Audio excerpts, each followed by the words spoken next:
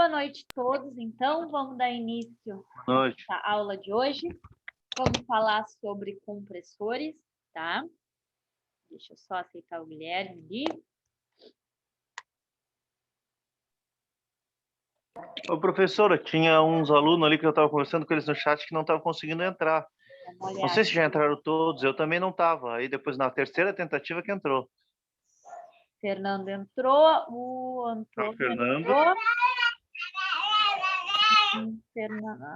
Deu, acho que sim. Deveria ser alguma conexão da sala, mas acho que todo mundo que me mandou entrou. Já temos 10 participantes aí na aula. Às vezes demora a conexão, o convite de vocês aqui. O Ian também me mandou, acabou de entrar.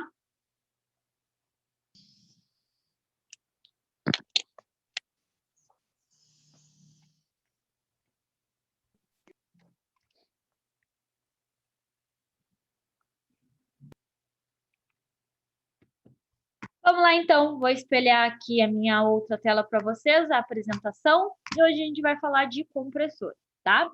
Bom, compressores é um assunto bem extenso, né, gente? Então, máquinas e motores, a gente vai ver como os compressores são classificados. Como os compressores são classificados, tá? E o princípio de funcionamento de cada um. Não tem como a gente ver tudo de compressores, até porque o mesmo compressor de duas marcas diferentes, tá? Eles já vão ter várias distinções. Aonde que é a entrada, onde é que é a saída de fluido, tá? Isso vai variar muito. Deixa eu só aceitar o... Isso vai variar muito de fabricante para fabricante, tá, gente? Às vezes motores iguais, de mesma potência, inclusive, mesma vazão, tá? Variam muito o aspecto construtivo dele, tá? A aparência dele. Mas o funcionamento, o princípio de funcionamento é o mesmo, tá? Então, ensinar compressores é um pouco difícil por isso, porque vocês podem aprender muito sobre um compressor de uma marca, né? E de outra marca ele ser bem diferente, tá? Mas os componentes ali, o princípio de funcionamento é o mesmo. Então, a gente vai ver um pouquinho como que é feita essa classificação, qual o funcionamento, o princípio de funcionamento de cada um, tá? E lá no finalzinho eu tenho um gráfico que é um meio bem simplificado, tá, gente? Vai variar muito do que eu estou implementando, mas é um jeito de selecionar um tipo de compressor, tá? É uma relação que eu tenho ali de vazão com os tipos de compressores existentes, tá? Pode ser que o indicado nessa tabela seja o compressor de lóbulos, mas na empresa de vocês se use a alternativa pistão para essa função. Pode ser, tá? Normalmente, numa mesma função, eu posso usar mais de um tipo de compressor. Claro que tem alguns que são de pequenas potências, nunca vou conseguir encontrar um com uma potência muito grande. Mas aqueles de vazões intermediárias, por exemplo, eu posso usar tanto de um tipo quanto do outro. Às vezes é do princípio da empresa, né? Já tem compressores de diafragma, então não tem porque eu comprar um pistão e ser diferente, né? Mobilizar toda a minha manutenção que está acostumado com um tipo, com um modelo e mudar, tá? Então também tem isso. Mas por uma prévia seleção, a gente pode se guiar por aquela tabela, tá? Ela é usada e é bem interessante. Então vamos lá, vou ampliar aqui. E vamos ver primeiro como é feita essa classificação, tá? Ventiladores e compressores constituem as famílias de máquinas operatrizes, né? Lembrando que a gente viu as caldeiras, que são máquinas térmicas, né, de geração de vapor, ou geradoras de vapor, né? Tanto os ventiladores quanto os compressores são máquinas geratrizes, tá? Tem um fluxo compressível, são máquinas operatrizes. Operatrizes e geratrizes são sinônimos, tá? Sobre os ventiladores, tá? A gente usa bastante ventiladores aí na indústria. Eles promovem o escoamento de um gás ou do ar, tá? A gente promove com o ventilador o escoamento, né? A locomoção de uma massa de ar né? A gente pode aumentar até Opa, travou aqui. A gente pode aumentar até a velocidade, mas a gente não vai mudar a pressão, né? O vento que entra por trás do ventilador tem a mesma pressão atmosférica, né? Porque é um equipamento aberto ali, a atmosfera, e sai com pressão atmosférica. O que muda é a velocidade daquela massa de ar ou de gás, tá? Variação de massa específica do gás raramente ultrapassa 7%. O que é a variação de massa? É o quanto entra de massa, quanto que sai de massa, né? Ele tem a capacidade ali de mudar, basicamente, é a velocidade, né? A partir de uma vazão, a velocidade da massa de ar que entra com relação à massa de ar que sai. Elevação de pressão inferior a 0,1 atmosférica, tá? Ou seja, uma elevação de pressão muito inferior, praticamente imperceptível, né? Porque está aberto, né? Tem ali uma pequena diferença de pressão só por ter um aumento da velocidade, mas é algo, né, muito pequeno, tanto é que a gente não sente essa diferença. Já os compressores, eles proporcionam a elevação da pressão de escoamento gasoso, né? Então, a saída de ar, de gás, de vapor de um compressor, né? Eu vou ter sempre uma pressão mais alta do que a entrada. Deixa eu só ver. O Pablo não está conseguindo entrar. Estão todos em aula, mas alguém está com problemas? Não. Ó, entrou outro Alexandre. Só um minutinho, tá, gente? Só vou resolver a entrada do pessoal. E só falta o Pablo agora. E a gente retoma aqui, só para ele não perder muita matéria.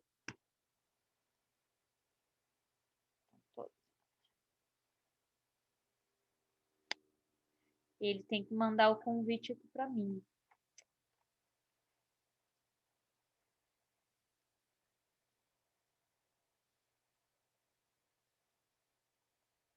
Deixa ele tentar.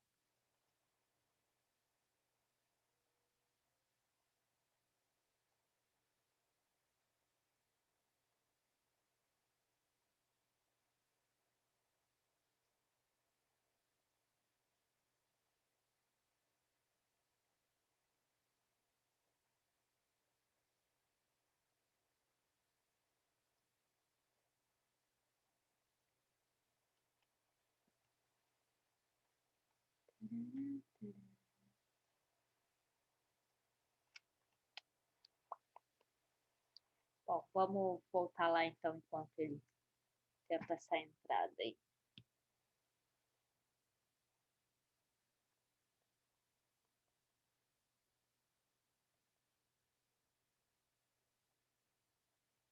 Tá. Vamos ver se ele manda um novo convite.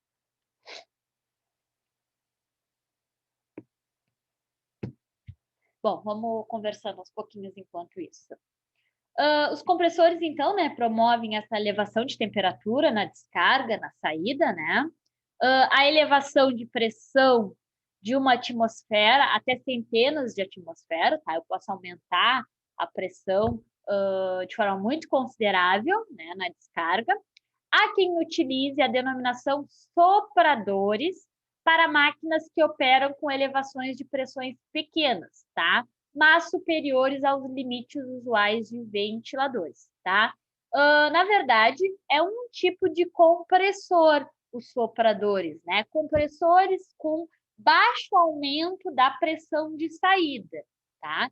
Por quê? Não é um ventilador, né? A velocidade com que o ar sai é muito mais alta do que, né? Velocidade e temperatura, normalmente, é muito mais alta do que um ventilador. Então, eu tenho um aumento ali da pressão na saída, tá? Maior do que a dos ventiladores, mas muito pequena comparada a um compressor alternativo, por exemplo, tá? Mas sopradores são pequenos, não pequenos, né? Mas de baixa potência, digamos assim, compressores e não ventiladores.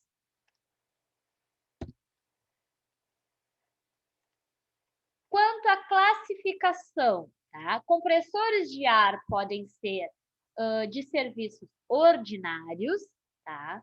Podem ser de serviços industriais, podem ser compressores de gás ou de processo, tá? Temos os compressores de refrigeração e os compressores para serviços de vácuo. É o que a gente conhece como bomba de vácuo, tá? Essa classificação é quanto à aplicação. Quanto ao aspecto de funcionamento, temos outra classificação, mas quanto à aplicação, são essas a classificação. O que são compressores de ar para serviços ordinários? São aqueles fabricados em série, tá? Então, ele tem um aspecto construtivo simples, eles são mais baratos, tá? São de baixa potência, eles são de fácil acesso, fácil produção, tá? E é aqueles que a gente usa em serviços de jateamento, limpeza, pintura, acionamento de pequenas máquinas pneumáticas, tá? São aqueles bem comerciais mesmo. O Pablo mandou outra mensagem aqui. Não consigo.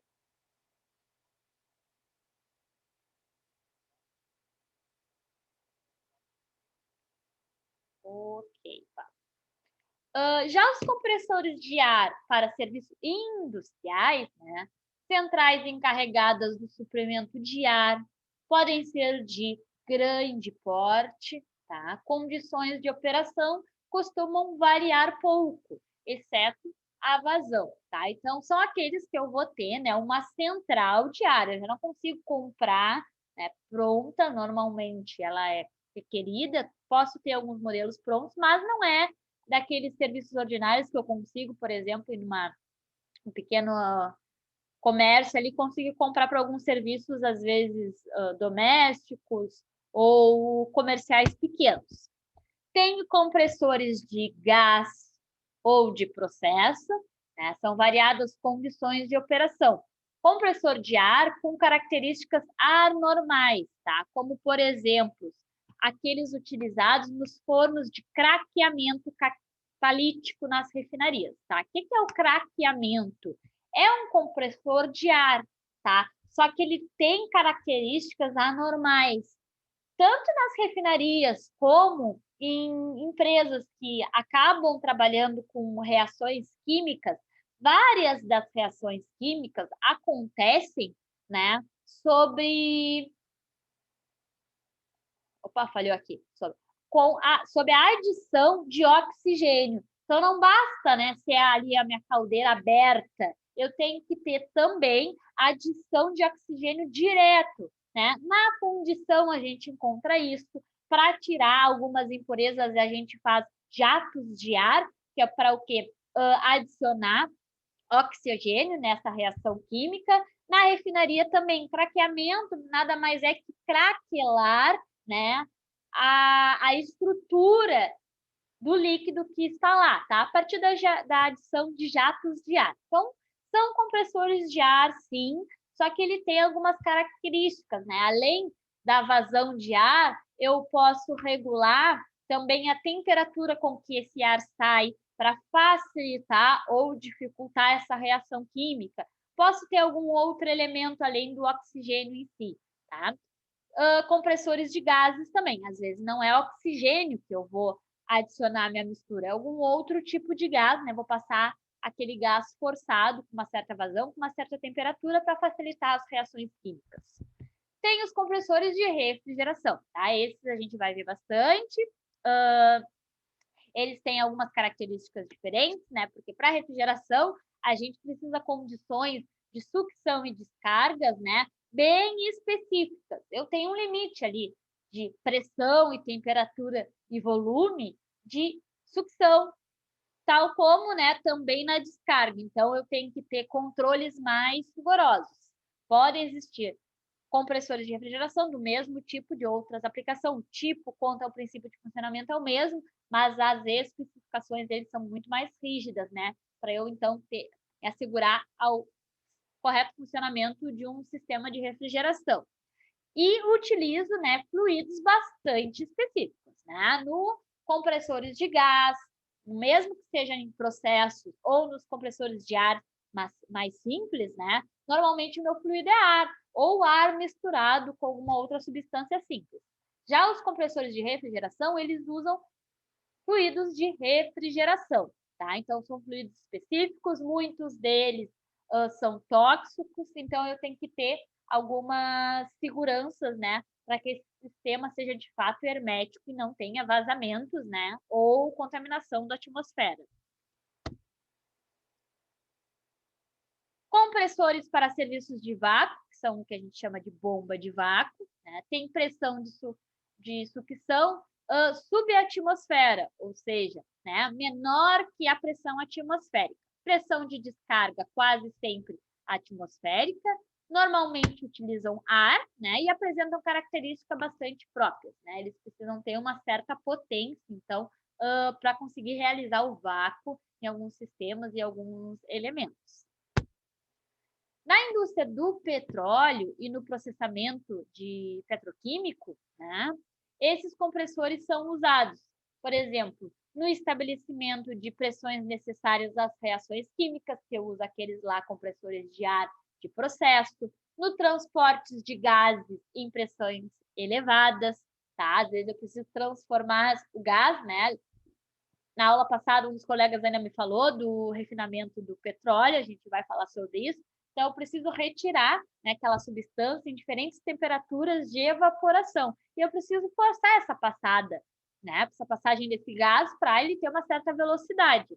No armazenamento sob pressão, no controle de ponto de vaporização, né, processos de separação, de refrigeração, eu preciso ter pontos específicos de evaporação para ter as minhas temperaturas adequadas. Na conversão de energia mecânica em energia de escoamento, sistemas pneumáticos, fluidização, elevação artificial de óleo em campos de exploração, por exemplo. Outro tipo de aplicação, tá? A gente também divide os compressores em dois grandes grupos, tá? A partir daí passa a ser bem importante. A gente divide os compressores entre os compressores volumétricos e os compressores dinâmicos, tá? O que são os compressores volumétricos ou de deslocamento positivo? São aqueles que têm o princípio de funcionamento a partir, né, da mudança do volume, da compressão de um volume de fluido, tá? Enquanto os compressores dinâmicos, tá? Eles são, os turbocompressores, eles têm outro mecanismo de funcionamento. Eu não vou ter, então, a compressão de um fluido, eu vou ter o escoamento deste fluido. Nós vamos ver isso com mais calma. O que são esses volumétricos? Elevação de pressão conseguida pela redução do volume do gás, tá? Então, a pressão vai aumentar porque eu vou apertar, reduzir a área que aquele gás está confinado. Podem ser identificadas fases, a gente vai falar o que são fases agora. Processo intermitente, tá? E compressão em sistemas fechados, tá? Sistemas de refrigeração, por exemplo, são utilizados compressores volumétricos. O que são os compressores dinâmicos? Possuem dois órgãos principais. São eles o impelidor e o difusor. O impelidor é um órgão rotativo munido de pás, que transfere o gás à energia recebida do acionador, tá? Então, na verdade, ele recebe energia cinética, que é a energia do movimento. O difusor é um órgão... Deixa eu aceitar o Lucas aqui.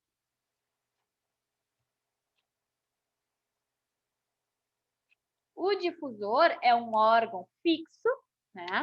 Não é as pás, como eu tenho no impelidor, que transforma a energia cinética do gás, a energia do movimento, em entalpia, consequentemente, ganho de pressão, tá? É um processo contínuo, não é intermitente, que nem os compressores volumétricos, e compressão em volume de controle.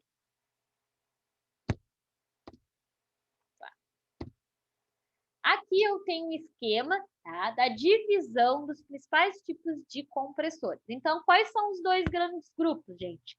Volumétrico e dinâmicos, tá? Os volumétricos existem dois tipos, alternativos e rotativos. Enquanto os dinâmicos, eu só tenho tipos rotativos, tá? Vamos falar sobre os subgrupos agora.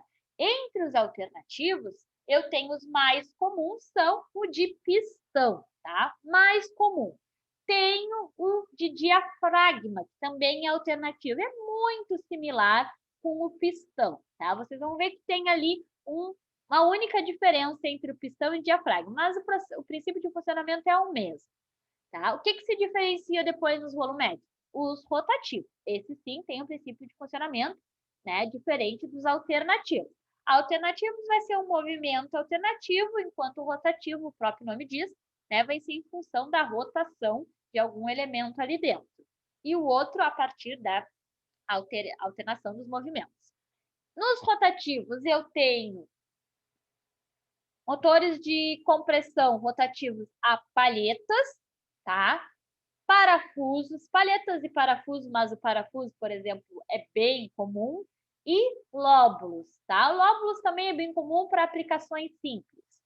Depois, nós temos os dinâmicos. Dinâmicos só existem compressores rotativos. São eles os centrífugos e os axiais. O que são os compressores rotativos axiais?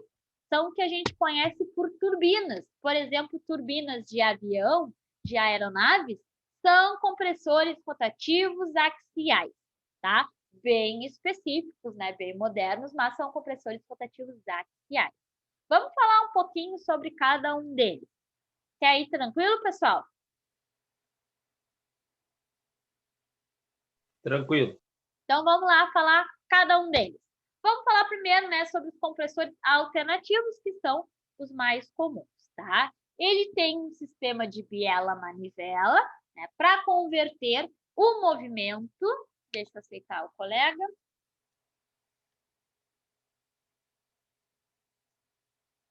Ele tem um sistema de biela-manivela para converter o movimento rotativo de um eixo num movimento translacional de um pistão, né? Então, um eixo gira, né? Vai ser um movimento giratório, e a partir da biela-manivela, eu transformo aquele movimento que era giratório em um movimento translacional, que nada mais é que um movimento alternativo, né? Então, a entrada de movimento é assim, e eu transformo ela para um movimento translacional, que nada mais é, né, a subida e a descida do meu pistão, por exemplo, se ele for de pistão. Tem aqui um exemplo, tá, de um alternativo de pistão. Tá? Quanto mais moderno, pode mudar um pouquinho o mecanismo ali da válvula de descarga, da válvula de admissão, mas o princípio é exatamente o mesmo. O que eu vou ter? Primeiro, eu tenho sempre a etapa de admissão de fluido, né,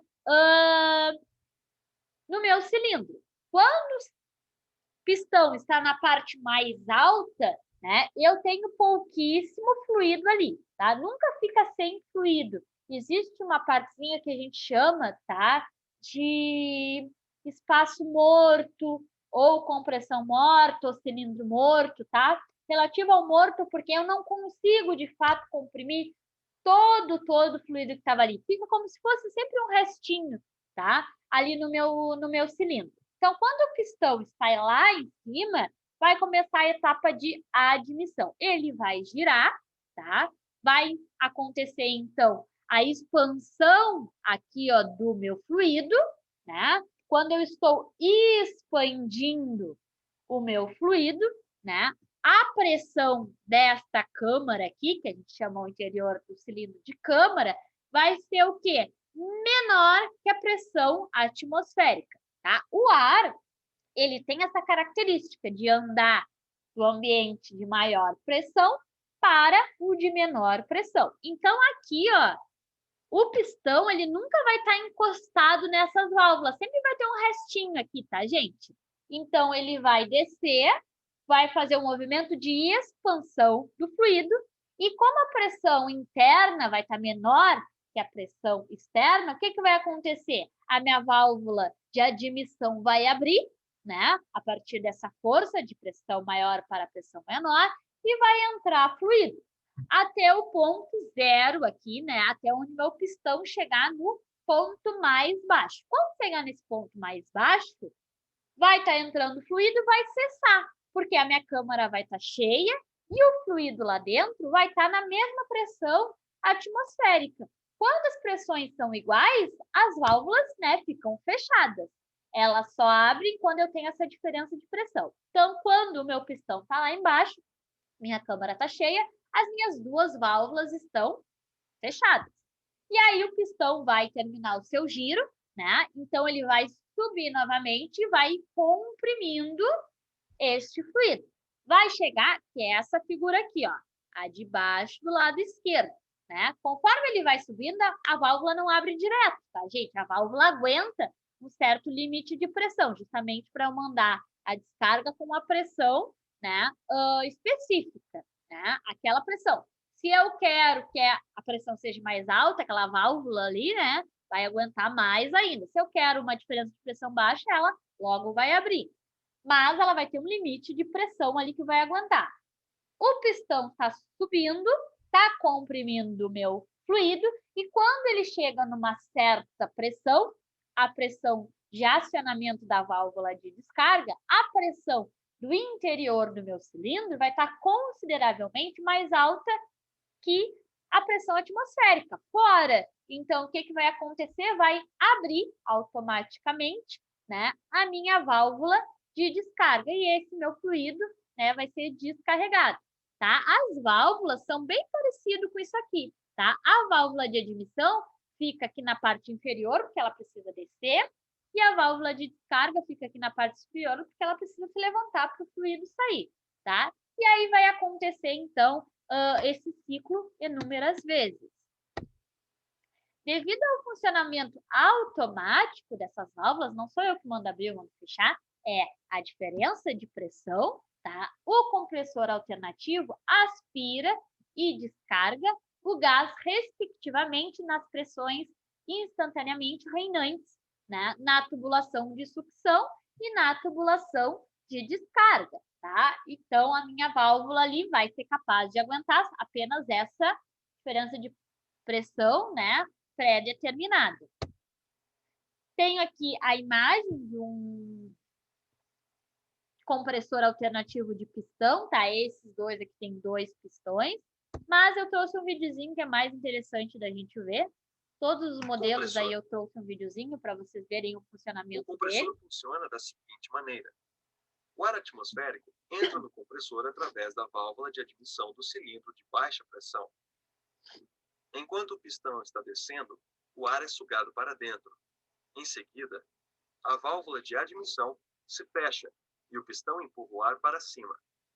O ar só é comprimido porque as duas válvulas estão fechadas. Após o ar ser comprimido, ele é forçado a sair pela válvula de escape, sendo direcionado para o cilindro de alta pressão. Aqui ocorre o mesmo processo realizado no cilindro de baixa pressão. É necessário que o ar passe pelo processo de compressão 2 vezes, para que se consiga a pressão necessária para o funcionamento correto no sistema de freio do trem. Vamos ver novamente. Então, ele tem 2 estágios, tá, gente? O único estágio não é suficiente para ter a pressão de descarga que eu quero. Então, pode ter 2 estágios, pode ter 3 estágios. Que, a cada ciclo do pistão, a quantidade de ar no reservatório aumenta, elevando a sua pressão, conforme é indicado no manômetro.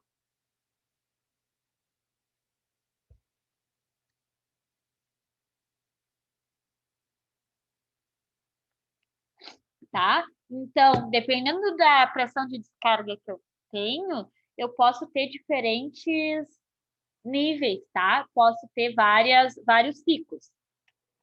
A descarga de um vai estar conectado diretamente na entrada do outro, tá? Peraí que eu tirei aqui sem querer.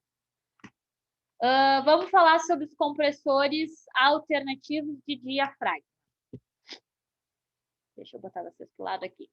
Utilizo o pistão não para comprimir o gás, mas para deslocar um fluido hidráulico, tá? Que aciona um diafragma que faz a compressão do gás através da redução de volume da câmara de compressão. Esse é um exemplo de um compressor alternativo de diafragma grande, tá? são recomendados para compressão de gases tóxicos, tá? Corrosivos, inflamáveis, inclusive oxigênio, tá? Não que o oxigênio seja tóxico, corrosivo e inflamável, é justamente para não contaminar este oxigênio, tá? Não existe lubrificação para as vedações do pistão e da haste, como no caso dos compressores alternativos, porque eu vou ter sempre meu pistão lubrificado, tá? Assegurando que o gás não seja contaminado com o fluido, tá? Deixa eu voltar para uma imagem aqui, para isso ficar um pouco mais claro para vocês. Aqui, gente, seja qual for o meu fluido, ele sempre vai ser contaminado pelo meu óleo lubrificante, né? Esse pistão, ele não anda, né? Digamos que a seco no cilindro, ele sempre vai ser lubrificado. Então, vai sempre ter um contato do lubrificante com o fluido que eu estou comprimindo, tá? Normalmente isso não é um problema. Não são grandes quantidades de óleo que são arrastadas, mas existe esse contato, tá? Porque não tem como. Vamos olhar a figura aqui, ó. Aqui, ó, ele vai ser lubrificado, ele vai vazar muito pouco, mas tem essa contaminação. Tem alguns casos que eu não posso permitir essa contaminação. Quando eu estou usando, por exemplo, fluidos que eles reagem quimicamente com alguns ácidos. Então, imaginem que no lugar de ar eu estiver usando um fluido corrosivo. Rapidinho vai estragar, né, o meu pistão e o meu cilindro. A tubulação, eu posso ter uma tubulação que aguente a corrosão, não é um problema. Mas o pistão e o cilindro não, eles são feitos de aço, é muito difícil de fazer de outro material, tá? E às vezes é o próprio oxigênio que eu estou comprimindo. Só que eu não quero um oxigênio contaminado com óleo. Pode ser um oxigênio daqui a pouco hospitalar, ou que eu vou usar numa reação química. Eu não quero que ele tenha contaminação nenhuma com o óleo. Então, o que que eu faço? Em vez do pistão, né, entrar em contato direto com o ar, eu vou ter aqui um diafragma. Diafragma nada mais é, né, que uma parte de algum material maleável, algum tipo de plástico, algum tipo de poliestileno, tá? Que não reaja quimicamente com o meu ar. Como se ficasse aqui no meio, tá, gente? Bem aqui, ó. Vocês vão ver o vídeo agora, mas a figura ajuda. Aonde estão minhas válvulas? Imaginem, né? Um diafragma, um componente redondo de um material flexível, tá? E aqui dentro, ó, eu vou ter um óleo fluídico. E aqui em cima, o meu oxigênio que eu não quero contaminar. Quando o pistão descer, o que que vai acontecer com esse diafragma?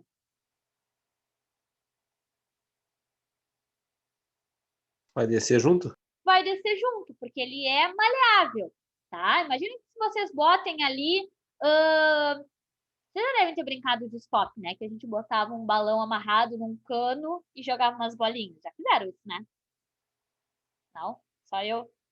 Não é do meu tempo, sim. Ah, tá bom. Nunca é do tempo de vocês, tá? Sim, já fiz, Natália, já fiz já. Muitos já fizeram, garanto também, né? Então, o que que a gente fazia? Amarrava um balão, né? E o que que acontece? Se eu puxar o ar, o que que vai acontecer com o balão? Ele vai para dentro, né? Ele vai criar uma geometria côncava aqui, tá? E, na verdade, eu vou criar uma pressão mais baixa, né? Eu estou expandindo ali o meu fluido e o meu diafragma vai criar essa concatividade. E, automaticamente, também vai expandir o oxigênio.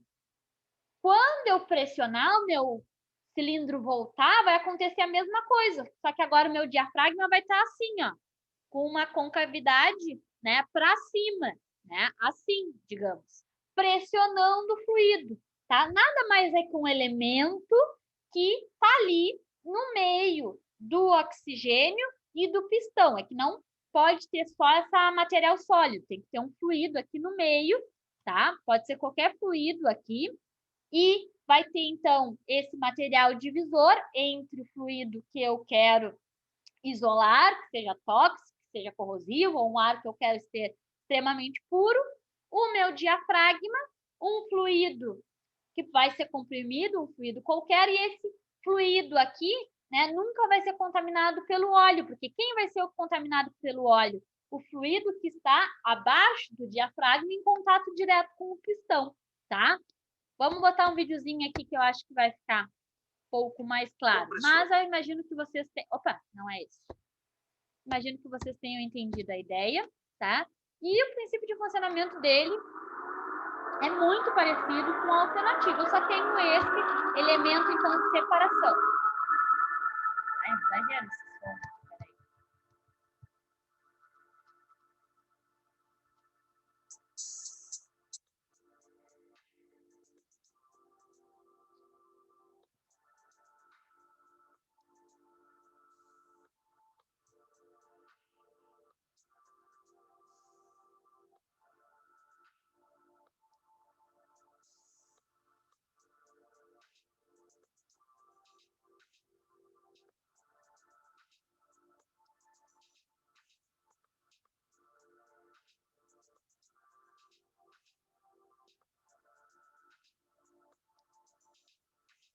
Toda a secção construtiva, tá?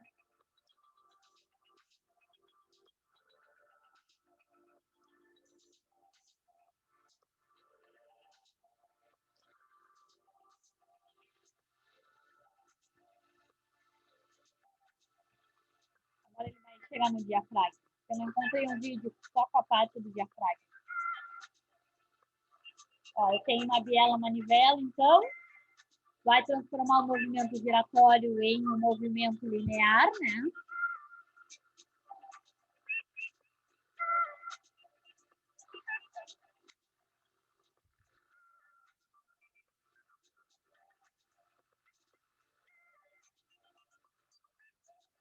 Aqui o meu pistão com um fluido, tá marrom aqui, ó. E aqui, ó, o que está se mexendo é o diafragma. Percebam que ele faz esse movimento de sobe, desce. E é ele que provoca, né, a expansão ou, né, compressão do fluido. Aonde está em azul, opa, é a entrada, tá? Tem duas entradas. Então, quando ele desce, ele succiona por dois compartimentos o fluido que eu vou comprimir. E quando ele solta, ele sai por um único, tá? Então, tem duas admissões e uma descarga, mas isso varia de modelo para modelo. Esse é o fluido que tem contato com o pistão, tá? Que ele fica ali entrando e saindo dentro do próprio pistão, se renovando, mas não tem nenhum contato com o fluido principal.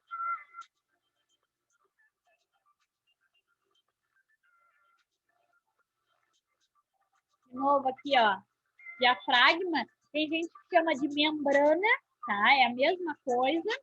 Percebam que eu tenho aqui, ó, dois azuis, duas entradas e uma descarga. Tá? É bem sutil esse movimento, tá? Não pode um U, mas é o suficiente para a compressão do fluido, tá? Entenderam o compressor de diafragma, pessoal? Sim. Sim? Então tá. Compressores rotativos de palhetas, né? Possuem um rotor ou tambor central que giram excentricamente, né? Excentricamente é um em relação ao outro, em relação à carcaça, tá? Então, ele gira de forma excêntrica no centro de uma carcaça, onde existem rasgos radiais que se prolongam por todo o seu comprimento, né? E nos quais são inseridas palhetas. Então, eu vou ter ali um rotor, um tambor. Ai, desculpa, gente. Que vai rotacionar em uma carcaça, mas não de forma central, e sim excêntrica, tá? O que é o excêntrica, gente? Uma coisa... vai ser difícil de mostrar agora, sem aparatos, tá? Uma coisa excêntrica é bem... central é bem no meio, excêntrica é no entorno daquele meu orifício. Eu vou ter umas imagens que vai facilitar bastante, tá? Como o meu rotor vai girando, ele vai diminuindo a área em que o fluido está condicionado, tá? Aquela área vai sendo forçada contra a parede da carcaça e essa área vai diminuindo, tá, gente? Como se a gente entrasse num corredor que tem 2 metros de largura e o final do corredor ele tem 1 metro de largura, tá? Então, temos a quantidade de fluido que entra é sempre a mesma. Então, entram sempre 10 pessoas. Só que se o corredor ele tem essa diferença de tamanho, na entrada do corredor essas 10 pessoas vão estar tranquilas. Na saída elas vão estar o quê? Apertadas, tá? A quantidade de fluido ali não é alterada, mas a área com que ela está condicionada, sim. Então, isso promove a variação volumétrica, tá? Tem uma imagem aqui, ó. Eu vou ter a entrada, né, de fluido. Esse rotor vai girando aqui, ó, no sentido anti-horário, tá? E vai diminuindo. Reparem que aqui onde está o mouse eu tenho uma área grande. Conforme ele vai subindo, essa área vai diminuindo. Aqui eu tenho palhetas, tá? Esses tracinhos aqui, ó, pretinhos, são as palhetas. E no meu rotor eu tenho rasgos, tá? Justamente para essas palhetas adentrarem ali no meu rotor, tá? E ele ir gerando em torno da minha carcaça. Possuem relação de compressão interna fixa, tá? Então, eu não consigo mudar a minha relação de compressão. O que é a relação de compressão? Ah, comprime de 4:1.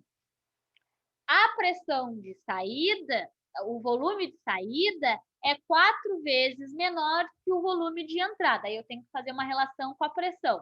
Mas relação de compressão é isso. Ó, eu consigo diminuir o volume em 10 vezes. Então, entra um X volume e sai um volume 10 vezes menor. Consecutivamente, se a mesma massa diminui o volume, o que acontece com a pressão? Aumenta. Aumenta, né? Imaginem que eu tenha 1 quilo, né, de 1 quilo de algodão em 1 metro cúbico. E aí eu vou diminuir para 30 centímetros cúbicos. A massa é a mesma, é o mesmo 1 quilo, ou em fluidos, litros. O que muda é o volume. Se eu pego uma mesma massa e diminuo o volume, aumenta a pressão. Ou seja, peguei 10 pessoas, botei numa sala 4x4, elas estão bem. Peguei essas mesmas 10 pessoas e botei numa sala 2x2, então elas estão apertadas, tá? Essa é a ideia. Vamos ver um videozinho do compressor rotativo a palhetas.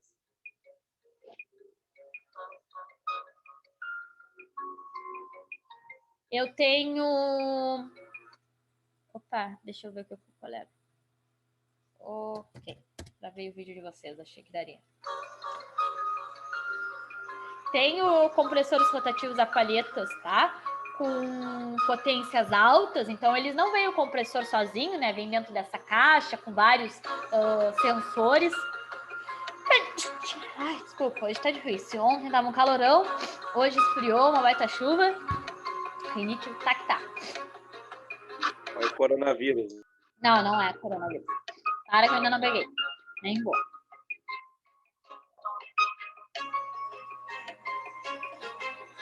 Aqui mostra a parte externa, tá? A entrada de ar. Vai ter a saída de ar, mas vai mostrar o funcionamento interno ali também. Ó, tem as minhas palhetas, então.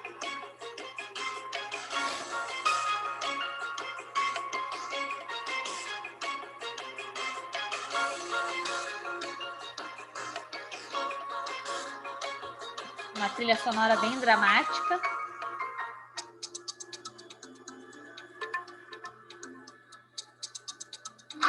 Parece uma válvula rotativa esse. Não exatamente. Agora ele vai entrar na parte interior ali, que é o que nos interessa. O rotor ele é rotativo, né? Mas o diferencial dele é essa excentricidade, né? Ele ir encostando na parede, aí faz a diminuição do volume. É isso que... Ó, o Fábio conseguiu entrar.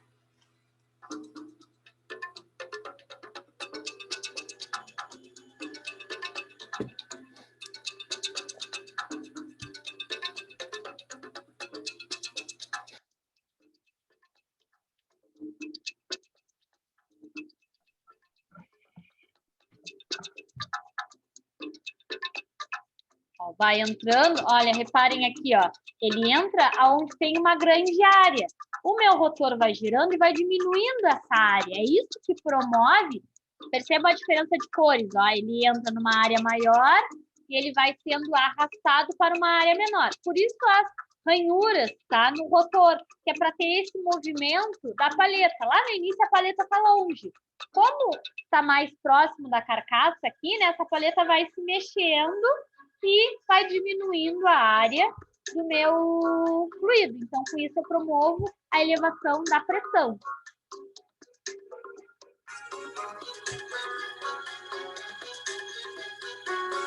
E aí vai ter um orifício na parte, né, da minha carcaça, que vai ser aberta, e por ela vai sair, então, o fluido a alta pressão e também a temperatura mais elevada, tá? Depende do fluido, depende da relação volumétrica, mas com o aumento da pressão, normalmente o fluido também tem um ganho de temperatura, tá, gente? Às vezes alto, às vezes nem tanto, mas sempre tem uma pequena elevação.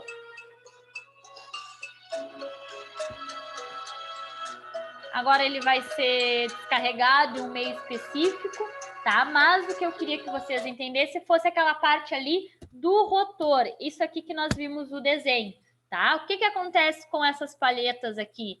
Né? Elas vão se aproximando do rasgo ou saindo, né? E vai diminuindo a área em que o fluido está, promovendo o aumento da pressão. Entendido também o de palhetas, pessoal?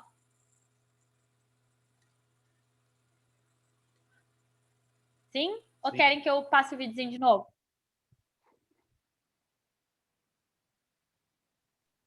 Sim, sim. Sim? Vamos lá. Compressores rotativos parafusos, tá? São dois, normalmente, grandes parafusos, né? Dois rotores que giram em sentidos opostos, mantendo uma condição de engrenamento, tá? Eles têm que girar na mesma velocidade angular. Se eles tiverem, por algum motivo, velocidades angulares diferentes, né? Eles vão começar a se bater e os dentes vão quebrar, tá? Nada mais são que dois grandes parafusos que a gente chama de rotores. No meio desse engrenamento, a gente vai adicionar o fluido, né? E como são parafusos sem fim, esse fluido, né, ele vai sendo empurrado para o fim do meu parafuso e a área com que ele está aprisionada também vai diminuindo. Uma mesma massa em uma menor área tem, então, aumento da pressão, tá? Eu tenho compressores rotativos parafusos, é muito utilizado quando eu preciso de altas relações volumétricas e altas potências, tá? Porque o rotativo a palheta, por exemplo, não tem grandes potências e grandes elevações volumétricas, porque as minhas palhetas são sensíveis, né? Se eu botar uma vazão muito alta, né, vai entrar na primeira entrada ali, até entra bem, porque a minha área é maior. Conforme eu vou comprimindo, esse fluido faz o que? Acaba pressionando as extremidades. A carcaça não vai ter nenhum dano, mas o que pode acontecer com a palheta? Pode chegar em alguma área que a palheta não vai aguentar, né? Porque a palheta precisa ser móvel, então não tem como eu fazer mecanicamente palhetas extremamente rígidas. Então chega um momento que eu mando muita massa, que é para no final eu comprimir bastante, ter uma alta pressão, mas no meio do caminho, na hora de comprimir, pode ser que as minhas palhetas rompam, tá? O parafuso não, mecanicamente ele é muito mais resistente. São rotores de grandes diâmetros e de um material extremamente duro. Então eu posso entrar com uma vazão bem alta para que eu tenha uma alta diminuição do volume e com isso uma alta pressão. Não vai ter o perigo do rompimento, né, mecânico ali devido a essa diminuição de área, esse aumento de pressão. Eles são muito mais resistentes. Tá? Esse é um exemplo esquemático, tá? Dois parafusos sem fim. Aqui eu vou ter sempre a entrada, vai ser no sentido do parafuso, né? E ele vai ficar aprisionado ali. Este parafuso, tá? Ele tem contato ali com a carcaça, não é possível voltar fluido. Ele vai seguindo nas entrâncias do parafuso, sempre no sentido do parafuso, sempre para frente. Não tem a possibilidade de voltar, tá? E dificilmente romper os meus rotores. A relação de compressão interna depende da geometria da minha máquina, tá? E da natureza do meu gás, tipo de fluido que eu estou usando, podendo ser diferente da relação entre as pressões do sistema, tá? Tem vários tipos de parafusos quanto à conexão deles, tá? Alguns são parecidos, outros, tá? Esses daqui são meio parecidos, outros têm essa característica de parecer um macho e um fêmea, tá? Então, pode ser diferente esse aspecto de engrenamento deles. Esse aqui, por exemplo, ó, ele tem 3 ranhuras aqui, e aqui tem 1, 2, 3, 4, 5, tá? Esse aqui, ó, ele tem 4. Então, vai depender muito do modelo, tá? O tipo de engrenamento que eu vou ter. Mas são 2 parafusos que vão sempre estar à mesma velocidade angular, vão girar na mesma velocidade, tá? E com o engrenamento perfeito, né? A partir do momento que quebra um dente aqui, ou isso não acontece de forma perfeita, pode voltar fluido, tá? Então, vai voltar fluido, vai mudar toda a relação e pode até romper as peças ali na entrada. O rotor em si é muito difícil de estragar, tá? Romper uma peça tão robusta. Mas, né, as válvulas que estão admitindo fluido, se o fluido começar a voltar, podem danificar essas válvulas, porque elas deveriam estar em um sentido, fluindo, né, de uma forma, e não está acontecendo, seja por um rasgo, por um dano no meu parafuso ali. Mas são equipamentos bem resistentes, tá? E bem duradouros. Vamos dar uma olhadinha. Esse aqui o áudio é meio alto, mas o vídeo é interessante.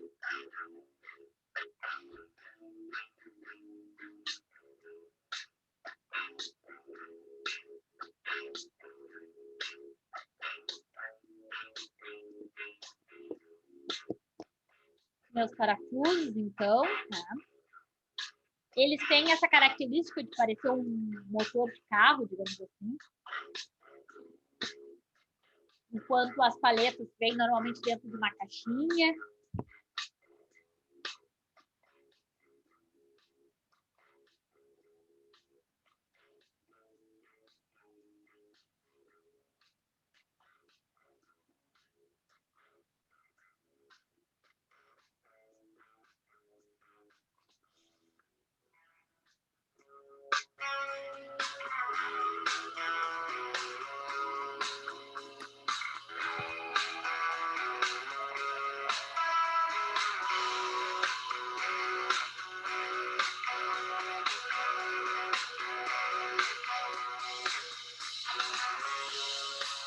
Ó, aqui eu tenho a entrada de fluido. Normalmente eles usam essa diferença de cores, ó. E esse fluido é aprisionado e forçado a ser passado por esse parafuso, né? Que vai sendo diminuído a área ali de contato. Uma mesma massa numa área menor, eu tenho, então, a diminuição do meu volume, ó. E com isso, o aumento da pressão. Tem alguns que são mais curtos, tá? E mais largos, outros são mais compridos, depende da minha relação volumétrica, do quanto eu preciso de pressão de descarga, tá? E eles têm como característica também, normalmente, a admissão ser de sentido oposto da descarga. Não existe uma regra, a admissão é por cima e a descarga por baixo, mas sempre em sentidos opostos, tá? Então, nesse caso, eu tenho a admissão de fluido pela parte superior e a descarga pela parte inferior, tá? As duas de forma retilínea. São equipamentos que são mais caros a aquisição, tá? Justamente porque são equipamentos mais robustos, mas tem uma boa relação volumétrica e durabilidade.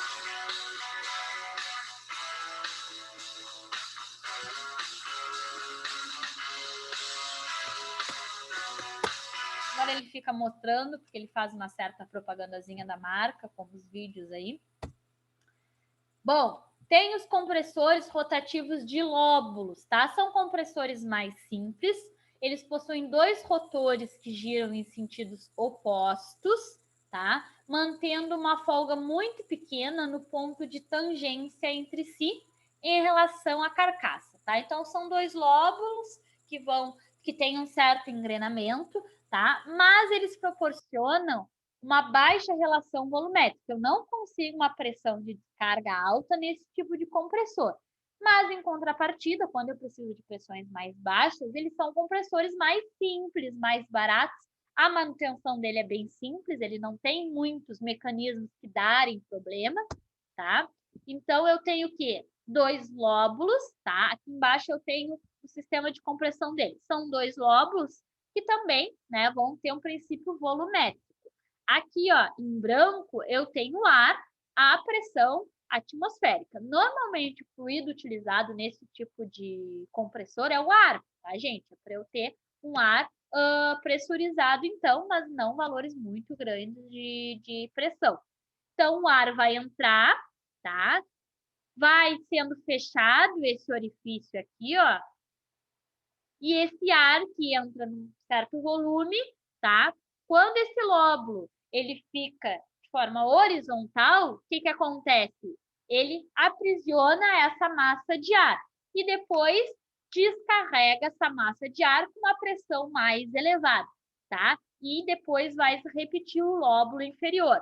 Quando um lóbulo está promovendo a descarga, o outro está de forma horizontal, para que não tenha, né? Se os dois não tiverem de forma perpendicular, vai acontecer que esse ar comprimido vai voltar, tá? Então, o mecanismo é esse. Quando ele está de forma horizontal, o outro está de forma vertical, tá?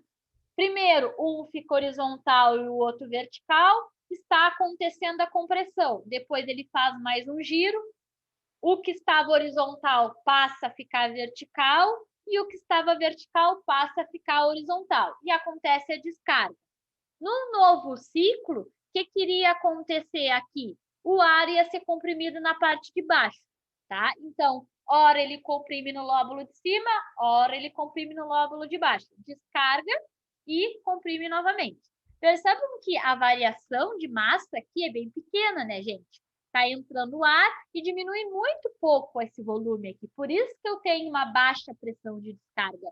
No parafuso, não entra uma grande massa, né? O parafuso vai apertando ali na engrenagem e vai sair por uma área pequenininha. Por isso eu tenho altas pressões de descarga. Esse não. Entra uma certa massa, eu comprimo ela um pouquinho. Então, consecutivamente, a minha pressão de descarga também não vai ser muito alta, tá? Embora classificados como volumétricos, tá? Eles não possuem compressão interna. Conhecido originalmente como sopradores, tá? Os CUTs, é um exemplo típico de soprador, que é esses por lóbulos, tá? São os mais comuns. Uma vez que é oferecida para elevação muito pequenas de pressão, tá? Então, não são considerados grandes equipamentos de pressão, tá? Mas são compressores. Lembrando que muita gente fala que soprador é um tipo de ventilador. Não, é um tipo de compressor que promove, né, baixa elevação da pressão. Raramente empregados com fins industriais, tá? Mas é um equipamento de baixo custo e pode suportar longa duração de funcionamento sem cuidados de manutenção. O princípio de funcionamento dele é bem simples, não tem muito pontos em que pode acontecer problemas, tá? E não é muito utilizado de forma industrial, mas de forma comercial é bastante utilizado. Opa! Aqui.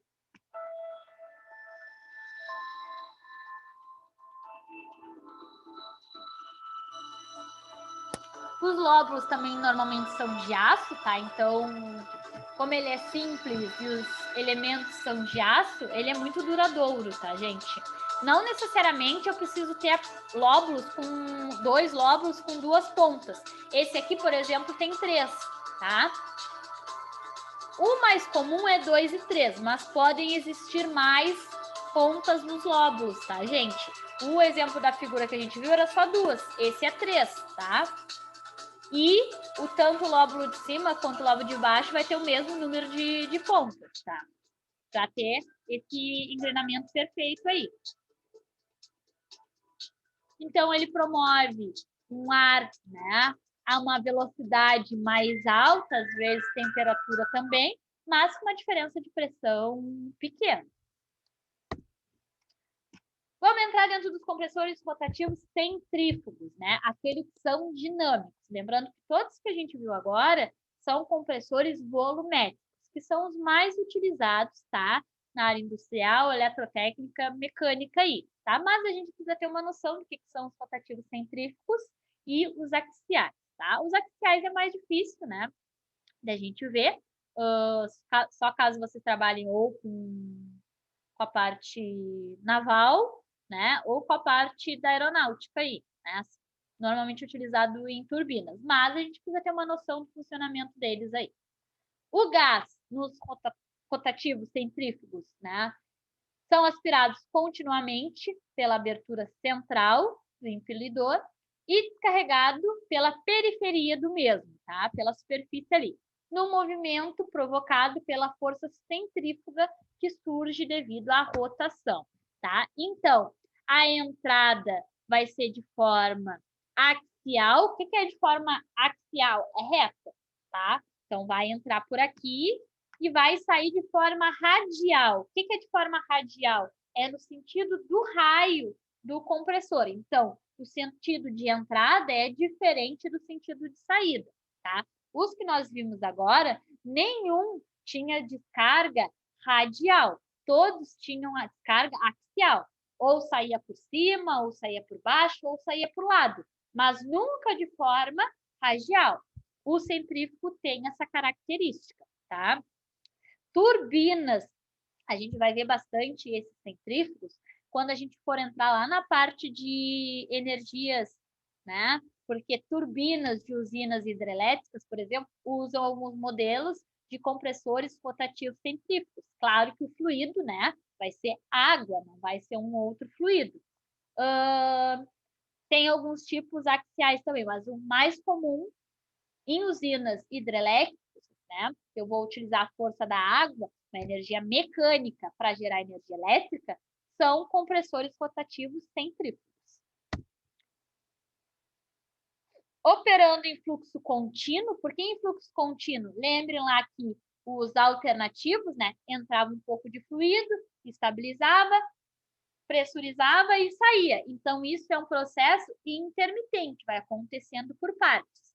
O rotativo centrífugo é contínuo, porque enquanto eu alimentar, vai estar saindo. Ele não acontece por etapas, ele acontece em um único passo. Desde que eu alimente ele de forma contínua, a saída do fluido também vai ser de forma contínua.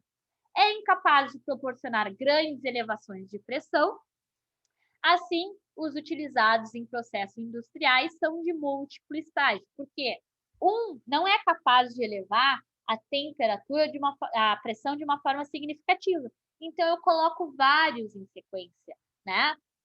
A descarga de um vai estar conectado diretamente com a admissão do outro. Então, eu vou aumentando esta pressão de forma escalar, né? A partir de múltiplos estágios. Isso é bem comum. E no caso, né, quando eu não utilizo um gás, eu utilizo a água, posso ter um estágio só que já é o suficiente, tá? Até porque lá nas usinas hidrelétricas, meu intuito não é ter grandes elevações de pressão, mas sim de mexer a massa, né, de água ou de outros elementos. Vamos ver um videozinho aqui.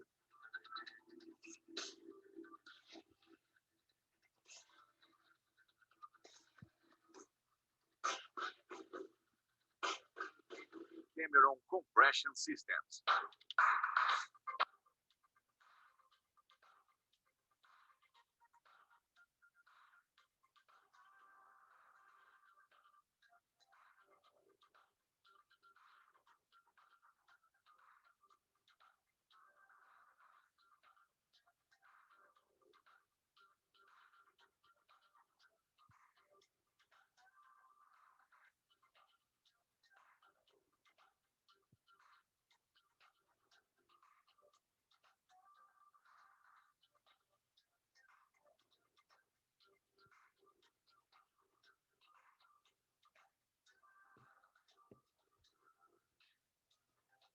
O projeto do Grupo Air Trifil é compacto, de fácil instalação e silencioso. Esse ele faz um pouquinho de propaganda, mas Possui o painel de vídeo dele é controle interessante. montado, válvula de admissão montada, intercooler e aftercooler montados. Alimentos de refrigeração, tá? Os coolers. A carcaça do Turbo Air 3000 é dividida horizontalmente, facilitando o acesso à engrenagem, aos mancais e aos selos, não sendo necessário a remoção de tubulação. Essa divisão também facilita a inspeção dos componentes, permitindo o reparo do compressor no próprio local. O processo de compressão se inicia com a passagem do ar pela válvula de admissão, seguindo para o impelidor. Olha, entrou de forma axial, reta, né? Acompanhe todo o processo de funcionamento da caixa de engrenagens. Mancais hidrostáticos com filme de óleo, garantindo uma operação estável em qualquer condição. Os mancais hidrostáticos foram desenhados para durarem infinitamente. As cargas axiais são minimizadas através do uso de engrenagens helicoidais, de impelidores opostos e rider rings, que transferem o restante das cargas axiais para o bull gear, resultando menor BHP. Os impelidores são desenhados por CFD para obter a máxima eficiência. São opções customizadas, ou seja, usinados com máquinas Tem muita de coisa 5 específica eixos. que ele fala, mas é que é dos produtos da Os empresa, selos tá? são do tipo labirinto, sem contato, e não há necessidade do uso de ar de selagem, garantindo 100% ar isento de óleo. Os selos também foram desenhados para ter vida infinita. Esse é o processo de compressão propriamente. Ó. Os resfriadores são montados no pacote, de fácil manutenção e intercambiáveis entre si. Passa pelos coolers ali, onde esfria, tá? A água nos tubos facilita a limpeza. Os tubos são retos e o feixe tubular é removível.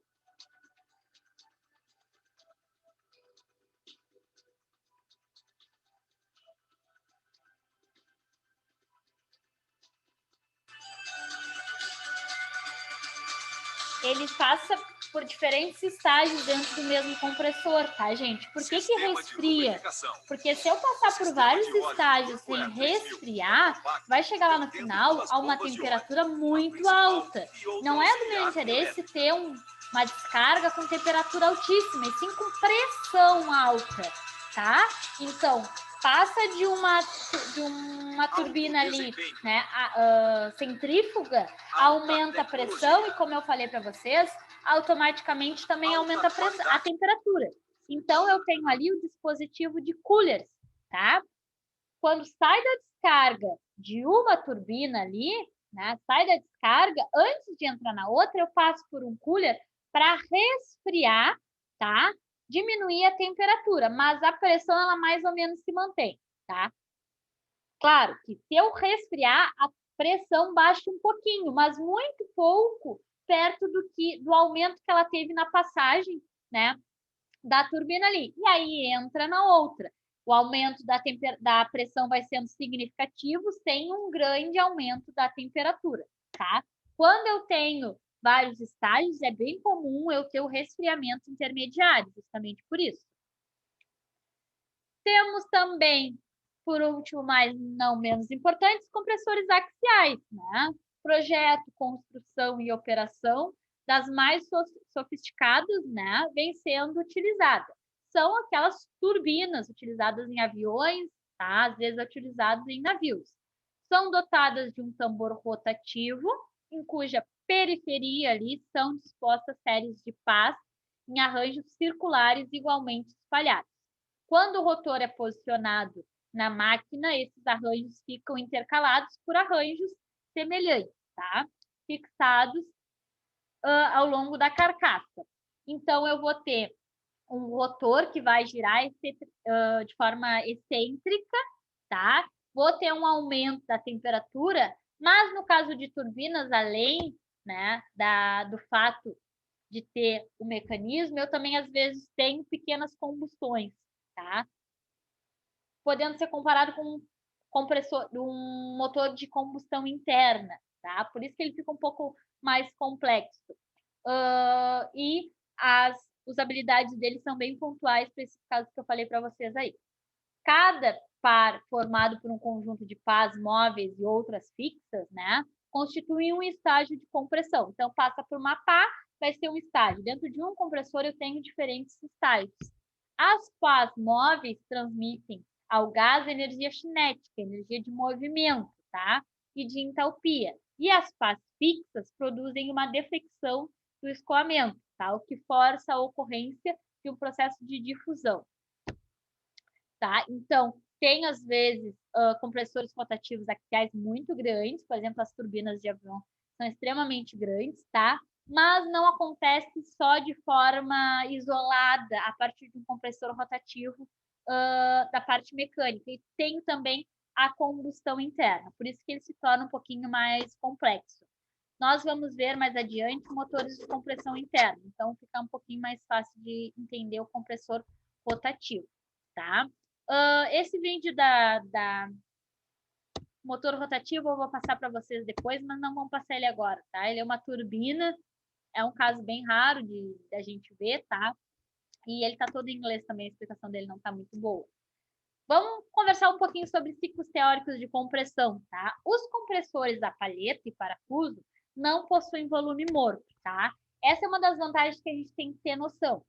Tanto o volumétrico a pistão, quanto diafragma ou membrana, tem gente que fala, tá? Ele tem um pequeno problema, que é o volume morto, que é aquilo que eu falei para vocês, que quando o compressor chega lá perto da válvula, ele não pode bater na válvula, ele tem que chegar muito próximo. Então, sempre fica um fluido ali. Esse volume morto é um trabalho morto, tá, gente? Imaginem que vocês estão ali, né, gastando energia para mexer aquele fluido e sempre parte do fluido fica estacionário ali, tá? O que esse fluido morto proporciona? Diminuição do rendimento, tá? Quanto maior a quantidade de fluido morto, menor é o rendimento do meu equipamento, mas não tem o que fazer. No caso de palhetas e parafusos, eles são compressores mais eficientes, justamente porque não tem volume morto. Todo fluido que entra, sai, tá? Então, vou diminuindo a área, vai aumentando a pressão, sai.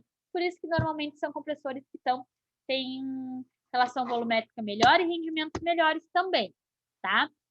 Aqui uma relação só de vazão aspirada com pressão de saída, tá? Que eu posso ter alternativos, palhetas, parafusos e centrífugos, tá? Mas o que é interessante é este gráfico aqui. É pressão de descarga com vazão. Normalmente, o que a gente precisa de um compressor? A gente tem um limite de pressão de descarga, tá? Eu preciso que o fluido saia a determinada descarga, com tal pressão. E uma vazão de trabalho também. Esse gráfico, ele resume de forma bem simplificada que tipo de compressor seria interessante eu usar. É uma relação de pressão de descarga com vazão, tá? Às vezes eu quero uma pressão de descarga muito alta, mas é uma vazão bem pequena. Às vezes eu posso ter o contrário, vazões muito grandes, como, por exemplo, eu vou alimentar uma linha de sopradores, mas com uma pressão baixa.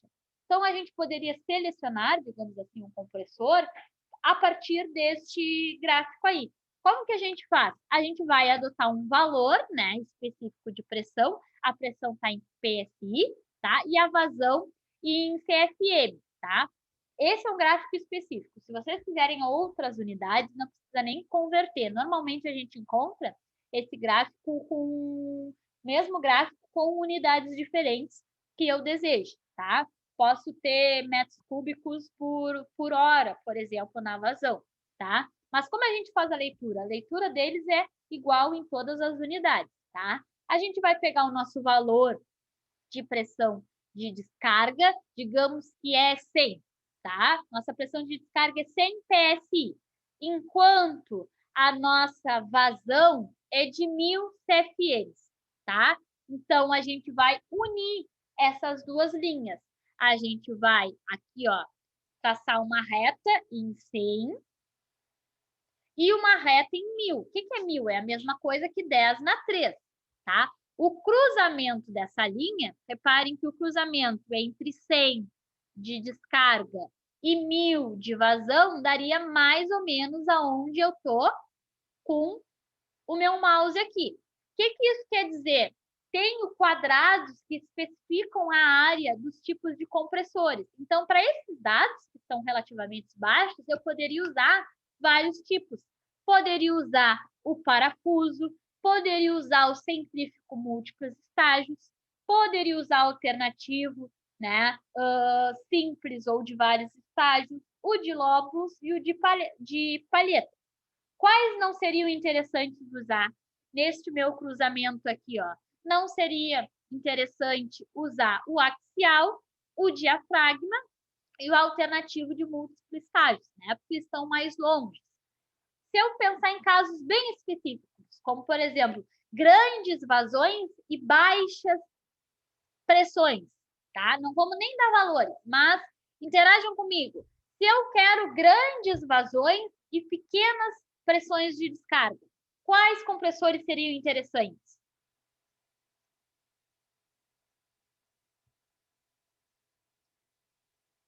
Qual o compressor mais interessante para grandes vazões e pequenas pressões de descarga?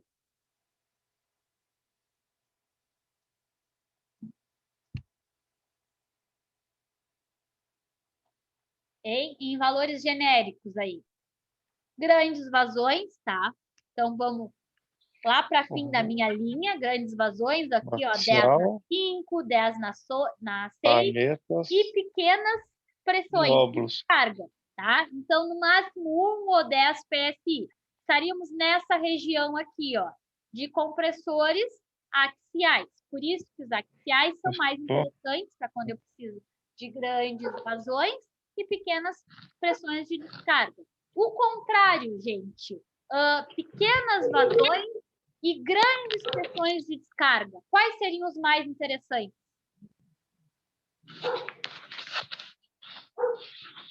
Diafragma. O de diafragma, o alternativo de múltiplo estágio, tá? O que seria pequenas vazões e grandes descargas? Vazões pequenas, então início na minha coordenada horizontal, e grandes descargas. Então, lá no final da minha coordenada vertical, mais ou menos aqui. Então, aglobo todos que estão dentro do gráfico. O mais próximo alternativo, o de diafragma, mas aonde está o alternativo de simples estágio, né? O único estágio? Está aqui, ó, limitado por esse outro coxo. Então, todos que contemplam o interior desses pontos podem ser usados, mas aqueles que estão mais próximos são os mais recomendados, tá? Perceba que se eu cruzar um ponto aqui no meio, eu fico com várias opções, porque é aquilo que eu falei para vocês, normalmente, vazões intermediárias e pressões de descargas intermediárias, eu tenho várias opções. Vou escolher um tipo outras vezes, né? Por escolha da empresa, porque eu já tenho modelo, já tenho profissional treinado, tá? Eu tenho mais opção. Tenho menos opções em condições mais específicas, tá? Entenderam mais ou menos como funciona o gráfico? Vou cruzar ali a minha descarga com a minha vazão e ver dentro de quais, né, áreas de compressores eu poderia utilizar. De forma bem genérica esse, tá, gente? Mas é um jeito. Por exemplo, baixa pressão de descarga e baixa vazão, né? Tenho algumas opções, mas posso descartar totalmente o axial, ó. Por aqui, ó, baixa vazão, baixa pressão de descarga. Fico entre lóbulos, palheta, fico nessa dúvida, mas posso descartar alguns que não são nem um pouco recomendados. Compressores alternativos, eles têm grandes pesos e dimensões, né? São bem robustos, alto nível de vibração, justamente por fazerem esse movimento alternativo, tá? E necessitam de frequente manutenção, tá? Porque eu tenho muito atrito ali entre meu pistão, meu cilindro e vários movimentos, meu virabrequim, tá? Então, aqui são umas características gerais. Uso de palheta e parafuso, aplicações em ar comprimidos e de refrigeração, tá? Parafuso eu uso muito em sistemas grandes de refrigeração. São parafusos que têm mais alto custo inicial, né? Mas eles também são mais potentes. Então, explico o alto valor deles. Os centrífugos, eles são mais versáteis do que os demais, né? Poucos componentes sujeitos à quebra, O componente dele é mais simples, mais usado em procedimento industrial, porque eu consigo ter diferentes descargas. Normalmente eu utilizo múltiplos estágios. Então, se eu quero uma descarga média, eu posso fazer a retirada do gás no meio dos meus estágios, no terceiro estágio. Então, se eu tenho vazões de diferentes descargas, eu preciso de uma vazão grande, de uma descarga com alta pressão, mas a maioria na minha indústria eu uso média pressão de descarga. Então, eu posso ter estágios e fazer a sangria, que é o que a gente chama, né, a descarga do gás, em pontos intermediários, não precisa ser só no final de todos os estágios. Então, ele é mais versátil. Os axiais superam os centrífugos, pois seu fluxo, menos sujeito a mudanças de direções, lhe confere maior capacidade e eficiência aerodinâmica. O fluido quase sempre é ar. Representa uma fração muito pequena do total das instalações, porque eles são muito caros, né? Compressores axiais, aqui são usados turbinas, eles têm alta tecnologia, né? E eles têm uma boa eficiência, grandes capacidades, mas, né, a gente usa em casos bem específicos. Na indústria, normalmente não compensa, né? A gente usa outro tipo, não importa se é mais robusto ou não, espaço na indústria não é um problema, mas em um avião é importante, né? Eu não posso botar um compressor alternativo com a mesma capacidade de um axial, seria enorme, né? Então, seria praticamente impossível de levantar o avião, ou teria que diminuir o número de bagagens de pessoas, fica inviável. Então, ele se paga pela aplicação. Essa é a bibliografia, a gente tem bastante coisa de compressores aí, caso alguém tenha algum interesse, esses são os mais práticos e melhores ao meu ponto de vista, caso queiram dar mais uma estudada nesse assunto, tá? Dúvidas, pessoal? Não? Eu vou passar essa minha apresentação em PDF e vou mandá-la para o grupo para vocês terem, tá? Se vocês quiserem, eu posso mandar os vídeos também, tá? Os vídeos estão separados, não sei se vai dar para passar pelo... Acho que dá para passar sim pelo WhatsApp. Se vocês tiverem interesse, posso mandar também. Ou fica lá só na aula do YouTube, que aí dá para vocês verem também. Mas, de qualquer forma, eu vou passar para PDF, esse nosso arquivo aqui, e já mando lá para vocês. Alguma dúvida, algum comentário? Tranquilo até então? Deu para ter uma noção interessante de compressores?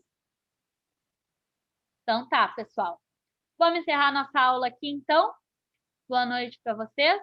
Bom descanso e amanhã nos vemos novamente. Boa noite. Boa noite. Boa noite. Amanhã.